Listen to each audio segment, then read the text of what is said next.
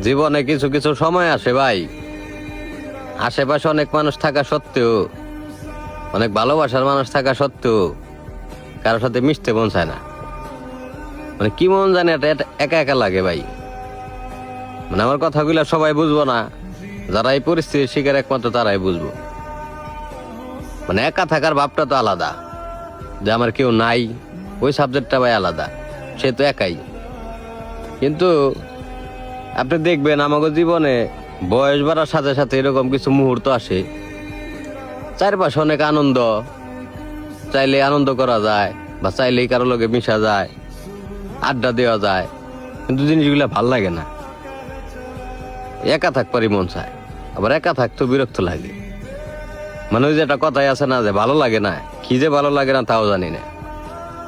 মানে এইরকম একটা অবস্থার মধ্যে যে ভাই জীবনযাপন পার করতেছি।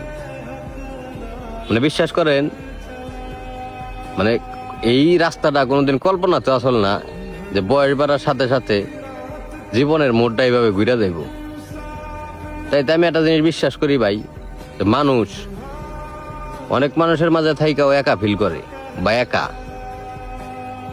এটা হলাম দিন শেষে একমাত্র বোঝা যায়।